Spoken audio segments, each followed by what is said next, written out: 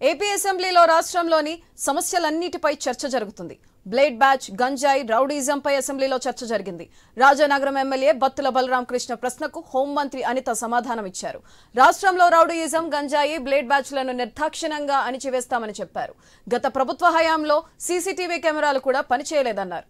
Criminals ను పట్టుకుంటే వారి పూర్వ చరిత్ర చూసుకునే సిస్టమ్ కూడా లేకుండా చేశారన్నారు. చివరకు గుడి, బడికి కూడా భద్రత లేదన్నారు. చివరకు గత ప్రభుత్వ హయాంలో నియంత్రణ లేక పాఠశాలలో కూడా గంజాయి వచ్చిందన్నారు. గంజాయి నియంత్రణ కోసం స్పెషల్ టాస్క్ ఫోర్స్ ఏర్పాటు చేస్తున్నామని హోంమంత్రి అనిత తెలిపారు. అధ్యక్ష, ఈ రోజు ఈ గంజాయి గురించి చెప్పారు అధ్యక్ష. ఈ గంజా లాస్ట్ 5 years లో కూడా కంప్లీట్ గా వదిలేశారు అధ్యక్ష. ఎంత దారుణంగా వదిలేశారంటే ఈ విషయం ఇక్కడ కూడా ప్రస్తావించాలి కాబట్టి చెప్తున్నా.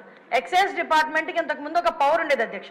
గాంజాని డిస్ట్రాయ్ చేయడానికి కానీ, గాంజా మొక్కల్ని ధ్వంసం చేయడానికి, కాల్చడానికి వాళ్ళకి ఒక సిస్టమ్ ఉండేది అధ్యక్ష. దీన్ని ఎప్పుడైతే సెబ్కి ఇచ్చారో ఈ ఎక్సైజ్ డిపార్ట్మెంట్ కి వాళ్ళకి కూడా అటువంటి పరిస్థితి ఏమీ లేదు. ఈ సెబ్ కూడా ఓవరాల్ గా ఒక గంజా మీదే కాకుండా ఓవరాల్ మనకి మైన్స్ మీద, శాండ్ మీద, లిక్కర్ మీద వీళ్ళు ప్రత్యేకమైన దృష్టి పెట్టడం, గాంజాని పక్కన పెట్టడం జరిగింది అధ్యక్ష. దాని పర్యవేక్షణలో భాగంగా గంజాయి అన్నది ఎవరో ఎక్కడో ఈ యూనివర్సిటీ పిల్లలు, పెద్ద పెద్ద పిల్లలు, తాలూకా పిల్లలు చేస్తారనుకున్నది కాస్త స్కూల్ లెవెల్లో ఈరోజు స్కూల్ బ్యాగ్లో కూడా వెళ్ళిపోయింది అధ్యక్ష గంజా ప్యాకెట్. ఈ గంజా మత్తులోనే ఈ బ్లేడ్ బ్యాచ్ కూడా విచక్షణ కోల్పోయి అడ్డొచ్చిన వాళ్ళందరినీ కూడా ఇష్టానుసారంగా ఆ బ్లేడ్ తోని చేయటం, హర్ట్ చేయటం. వీళ్ళకి గంజాయి దొరకకపోతే వైట్నర్ స్మెల్ గట్టిగా తీసి దాంతో కూడా వాళ్ళు మత్తు తెచ్చుకొని వాళ్ళు ఇలాంటి అసాంఘిక కార్యకలాపాలు అసాంఘిక కార్యకలాపాలు, ఈజీ మనీ గురించి పిల్లలు పాడైపోతున్నారు, పిల్లలు దానికి అడిక్ట్ అయిపోతున్నారు అన్న విషయం అయితే మా దృష్టికి వచ్చింది అధ్యక్ష.